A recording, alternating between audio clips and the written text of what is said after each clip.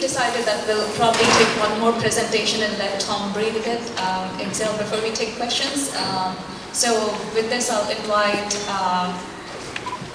for an ecology viewpoint from the edges of Baltimore, Mark Southerland. Thank you. I'm going to talk about the greening process, and I'm going to take an example away from the city, one of your neighbors, Howard County, and the term that we latched onto was sustainability. So exactly 10 years ago, we started doing sustainability in the county, and I think the process might be informative.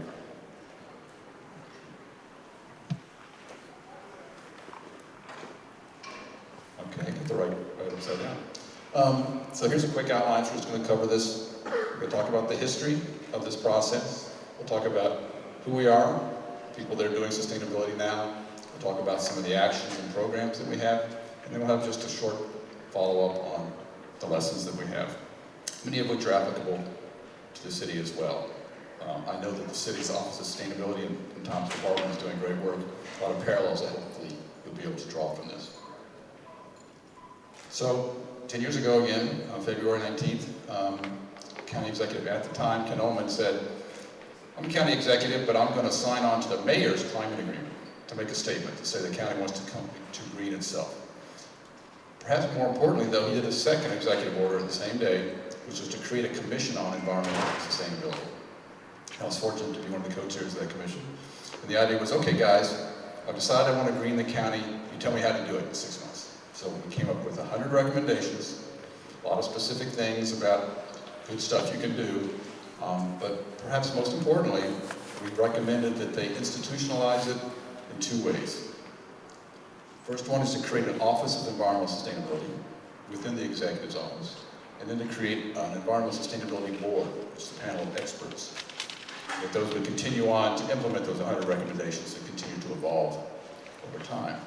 So, the County Executive created that office, the County Council created the board, and even now with our second administration, County Executive Alan Kittleman retained the office, although we changed the name to the Office of Community Sustainability. So who are these institutions? So I'm mentioning 5 here, all of which play an important role. The one in the middle is inactive, so I'll talk a little more about that. The board, the office, Green Business Council, Howard County EcoWorks nonprofit, and WIN, which is a community organization, grassroots. So who's the board? So the board consists of 13 volunteers. They're spread around so that they come from the different parts of the county by council district, and they include different specialties. So there's an expert in land, water, energy, transportation, green building, education, governance, and we also have a student representative from the high schools, so we're bringing in the younger generation. And then so what does the board do? We meet every month for the last 10 years. It's pretty fun, it's a good group.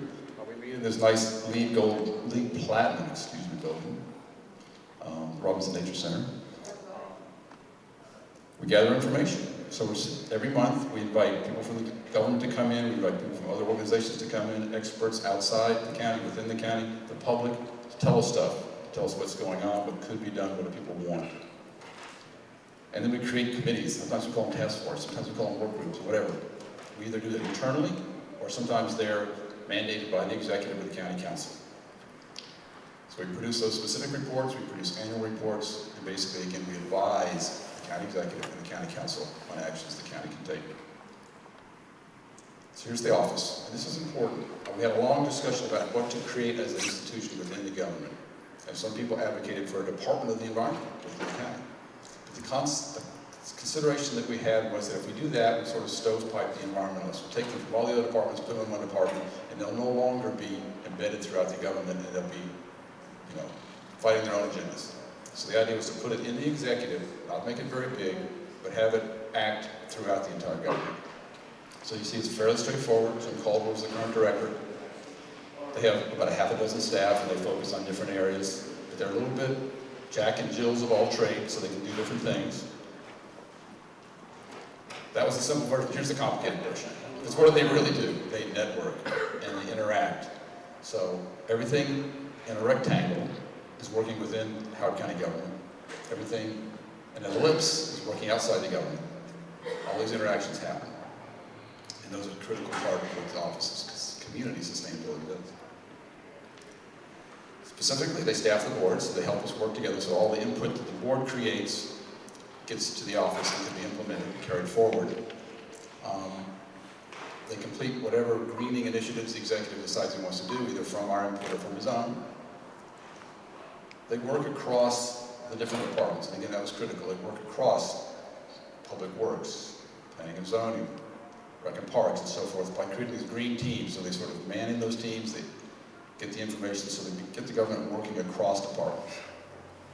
And then they have, again, different sectors. They work specifically with programs in these different areas. The ones that we've done the most work in the last 10 years are energy, stormwater, agriculture, land preservation, and outreach. So here's the one that's inactive, but I think it's still important. It's still something we're trying to figure out how to do, because working with government is one thing, but they're small compared to the private sector. So we've had a Green Business Council in 2 different versions so far, but currently is inactive. The idea was bring the businesses together and talk to them about sustainability, get their ideas, see how they can promote that. And we had sort of a dichotomy of thought. Some of the people said, well, here's another Chamber of Commerce, and let's use this to promote the services and the products of businesses that are green in one way or another. And that's a wealthy goal, but other folks thought, well, really what we're trying to do is promote sustainability across all businesses. No matter what you do, even if you don't think green, you can be green in your operations. And so that was something that was never really resolved, so the group no longer is acting right now. So we said, okay, again, government can do stuff, businesses harder nut to crack. We also want to have a nonprofit entity within the county that can carry out a lot of things. And we may not know what they are now, they may come up in the future. And so originally we started using the Alliance, and I'll mention that in a second, but right now, as of last month, 2 months ago, we created this 501c3, Howard County EcoWorks. So these are the folks that can do stuff, private grants, and so forth. They have a board of directors, they have some full-time staff, they have a lot of seasonal staff. And currently they're principally host-ready, storing the environment and developing youth. I'll mention a little more about that in a minute. Okay, so this is the first thing we said, well, PATH, which is People Acting Together. Howard said, what can you do about jobs? And as you know, jobs is as big an issue as the environment and it's part of sustainability. So the concept was to create sort of a youth job corps that the county would fund, take people right out of high school or whatever, and have them work in green areas. Specifically, they were building rain gardens and doing that kind of work. And so originally, in order to have that nonprofit, we went to the Alliance for the Chesapeake Bay. Now, of course, we've created our own nonprofit, as I just mentioned. So they're a pretty vibrant group that have been growing over those 10 years. And here's the last part of the institutions that we want to have in place. Again, we didn't have a lot of watershed groups or environmental groups, as perhaps some other counties have, and perhaps the city. So we needed a place for them to sort of, to bring them together to critical mass. So the county organizes Watershed Improvement Network, WIN. Basically has a steering committee, they meet twice a year, they have online ways to internet connect. So basically it's a networking operation to bring these other groups that have their own agendas, but they intersect with sustainability so they can work toward common goals and understand each other. And it's really been one of the more fascinating things because there's so many good people doing good stuff out there, but it wasn't well communicated or leveraged. It's just an idea of some of the people that, interact. Bird clubs, land trusts, what else? Climate change groups, conservation districts, all these folks involved, and now can interact with each other within this WIN group. So that's who we are. We have those 5 groups, 4 active at the moment: government, private sector, nonprofit, community activism. And so what have we been doing over the last 10 years? So green building, recycling, land, conservation, stormwater programs, local food and agriculture outreach, green infrastructure network. Sounds familiar, right? You've heard about a green network, so we've got our own too. It's a little different animal, but it's just as important. Energy. So again, I told you that the executive signed on to it. I can talk loud. Okay, seems to go in and out a little bit. I'm not sure. Okay, so in 2010 we created a climate action plan. So this is what we want to do. Of course, we revisited it 5 years later, and even this year we've got another plan, the Energy Task Force report, which specifies and operationalizes even more, recommending an energy manager for the county. And so we've done a number of other things. Renewable and interesting. This is news to me.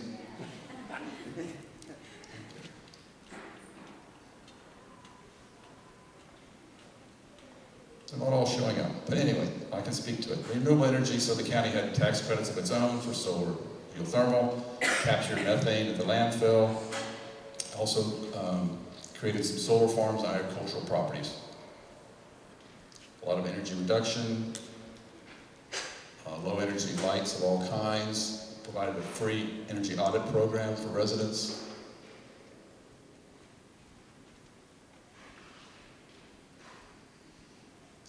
Have a green fleet. And I think we have about 15% of our fleet is hybrids, which at one time was actually the most hybrid vehicles in any fleet, including the state.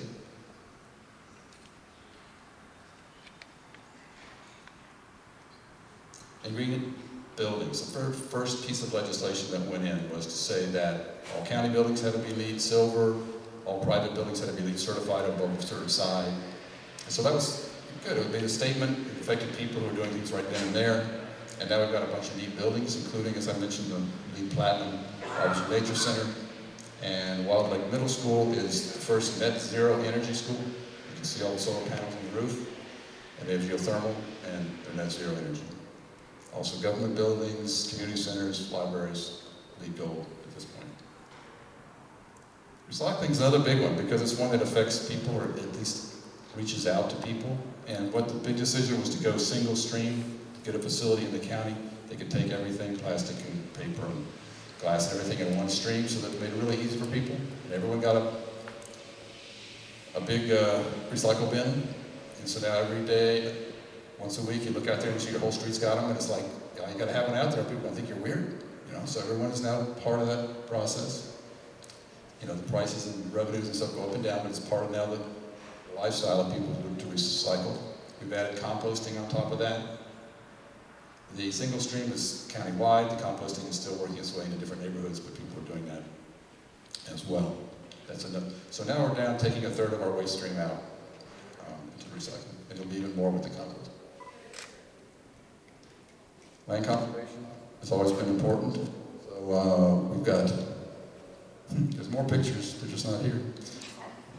Howard County Conservancy up there at the top has got easements throughout the county, hundreds of them over the 20 years, using the environmental land trust, and we plant a lot of trees, thousands of trees. And here's our green infrastructure network. So ours is on the scale of the county. It's basically an intensified version of the state green infrastructure network, the green print, where you identify the largest areas, I mentioned hubs, large contiguous natural habitat in this case, and the corridors that connect them. And as you saw the map before, it was actually, it's online. You can bring it up, it's expanded, you can run your backyard, you can go anywhere you want. And you can get right down to your areas. So what are the different widths? You know, what's the width? Is this a corridor hub? You can see these kinds of overlays. But right now, this is something that we are pushing out as an outreach program because we have this map, nobody knows we have it. It's not being used. Stormwater, okay. So I have to go a little quicker, but stormwater, of course, has been a big thing. I'm sure it's the same for the city. Because of the permits and the requirements that we have, we've done a lot of work. It includes our capital program, a nonprofit program, an emerging commercial program, and various other innovations. You know what? Turning from that to that, it's great. 2,000 acres need to be treated in our county. More than half are not on public land, so that's a challenge. So we actually had a work group for commercial property owners. So I chaired this work group, and we got 11 businessmen together and said, okay, what would incentivize you to do this? They said, well, we don't have any incentives to do this. I said, well, what if we pay for it and come on your property and take away your fee, even though it's small, and they agreed to do that in general. So we're working on pilot projects now to create a commercial stormwater program to get onto private land. Here's some innovative programs. Septic savers. And the state decided that if you do regular pump outs, you can get credit for stormwater management. Turns out to be the most cost-effective one. Rain gardens is something we're all trying to do. It's less cost-effective, but it's important, and the cumulative effect can be large. And the stream restoration, our largest one in the county, we worked with the MDE to get this done. I'll mention them. Savers, again, the most cost-effective version. Howard EcoWorks is now our instrument in the READY program to do the rain gardens within the county. They can also do things that just pop up, like the big flood in Ellicott City, to help with that. You can see some of the numbers, pretty impressive. And here's, again, this was actually an agricultural stream. You say, well, that's not part of the urbanized area, but it drains a lot of urbanized area. So you actually get a lot of management on this 6,000 linear foot, and actually get built. It took a long time because of all kinds of layers of easements and approvals, etc. But we had to get the Secretary of MD on site, so we did that. Agriculture, something we've started with and we're always interested in, but it really took on more priority with our new executive. Keep a picture, there's more pictures. Oh, here they are. Okay, so we have something called the roving radish. So roving radish is sourced foods that are prepared. Originally we had them done by inmates at the Patuxent Institution. Now we have them done by volunteers. And 200 kids a week, probably going to go up to 300 kids next week, so people can get this, and people with low incomes have it subsidized. 20-minute cleanup, I call it the gateway drug to recycling and environment. We do this once a year. That's me right in the middle there since last Saturday. Education has always been important, and we now have 2 institutions in addition to the Robertson Nature Center, like we have County Conservancy. Thousands, probably 14,000 students come through these every year. Outreach includes websites dedicated just to the environment.